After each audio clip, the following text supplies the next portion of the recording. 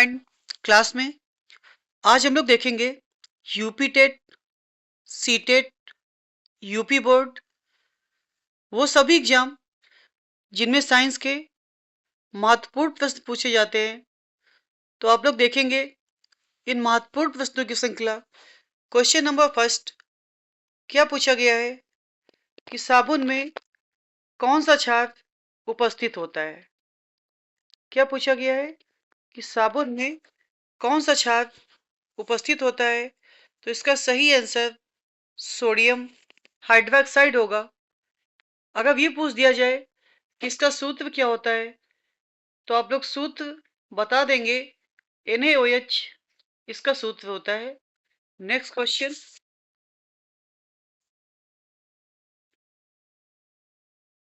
इसमें हमें बताना है कि शरीर का तापक्रम कौन नियंत्रित करता है।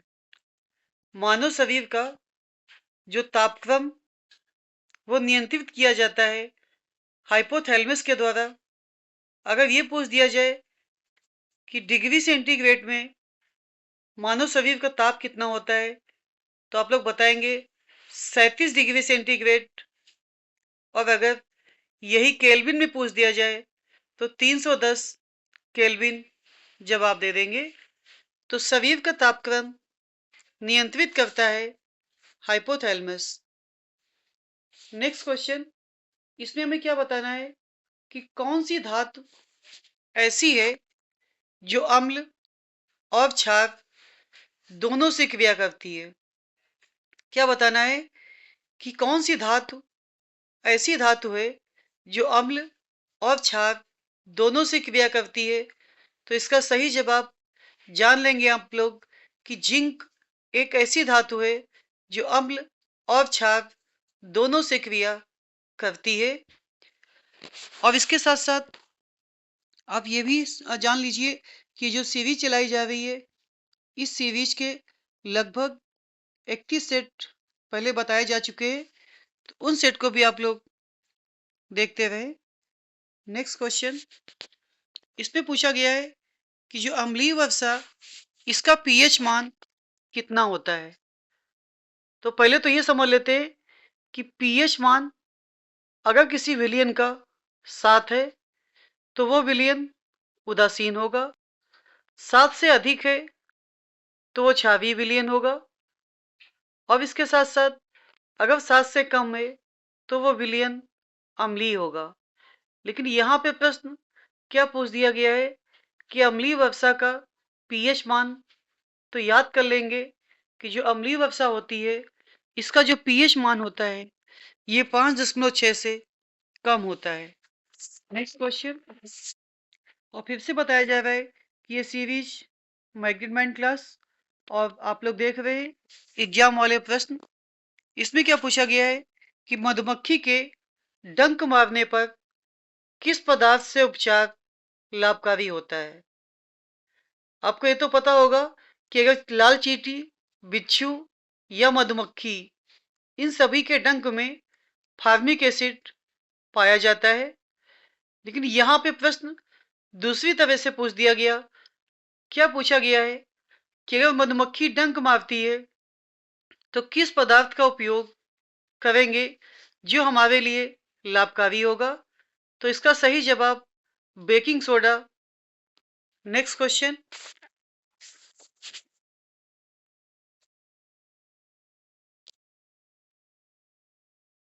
इसमें कह रहा है कि पक्षियों में होने वाले परागण को क्या कहते हैं। पक्षियों में जो परागण होता है उसे हम लोग क्या कहते हैं। तो आर्नियोथ फिली कहते हैं। पक्षियों में होने वाले परागण को आर्नियोथ फिली कहा जाता है।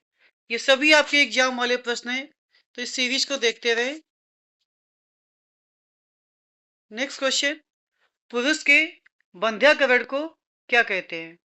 देखिए बंध्याकरण की बात की जाए इसको दूसरी तरीके से भी पूछ सकता है। क्या पूछ सकता है, बंध्याकरण नहीं देगा तो क्या देगा, नसबंदी देगा। कि पुरुष की जो नसबंदी होती है उसे हम लोग क्या कहते हैं। तो जो पुरुष की नसबंदी होती है उसे हम लोग वैसेक्टॉमी कहते हैं। क्या कहते हैं? वैसेक्टॉमी। तो पुरुष के बंध्याकरण या नसबंदी को वैसेक्टॉमी कहा जाता है। अगर यही पूछ देता कि महिला के बंध्याकरण को क्या कहते हैं, तो महिला के बंध्याकरण को ट्यूबेक्टॉमी कहते हैं। तो दोनों याद कर लीजिए, पुरुष की नसबंदी वैसेक्टॉमी और महिला की नसबंदी को ट्यूबेक्टॉमी कहते हैं। तो दोनों ही प्रश्न आपके लिए महत्वपूर्ण है। इसमें क्या पूछ दिया गया है? चेचक के टीके का आविष्कार किसने किया था? चेचक एक वायरस से होने वाला रोग है। यहां पे क्या पूछ दिया गया कि चेचक के टीके का आविष्कार किसने किया था? तो इसका जो सही जवाब है वो आपका एडवर्ड जेनर के द्वारा चेचक के टीके का आविष्कार किया गया था। नेक्स्ट क्वेश्चन, निषेचन में किसका संयुग्मन होता है? देखिए, संयुग्मन न दिया होता तो युग्मन भी कह सकते हैं यहाँ पे। तो निषेचन में किसका संयुग्मन होता है? तो इसका सही जवाब होगा अंडाणु और शुक्राणु का संयुग्मन निषेचन में होता है। इसमें पूछा गया है कि कौन सा विटामिन यकृत में संचित रहता है। देखिए, ये क्वेश्चन कई तरीके से पूछा जा सकता है। जैसे आपसे पूछ देता कि वसा में घुलनशील विटामिन क्या होते हैं, तो जो यकृत में संचित होते हैं वही विटामिन आपके वसा में घुलनशील होते हैं। ध्यान दीजिएगा, जो यकृत में संचित होते हैं वही विटामिन वसा में घुलनशील होते हैं। उसका सही जवाब क्या होगा? ADE याद कर लेंगे। क्या याद कर लेंगे? ADE याद कर लेंगे। या ये भी कह सकते हैं कि वसा का कीड़ा। जब कीड़ा आप लोग कहेंगे तो KEDA निकलेगा। तो इस क्वेश्चन को दोनों तरीके से याद किया जा सकता है। ADE याद कर लेंगे या कीड़ा याद कर लेंगे। अगर आपसे पूछ दे कि जल में घुलनशील विटामिन बता दीजिए, तो जो जल में घुलनशील विटामिन है वो आपके बी और सी है।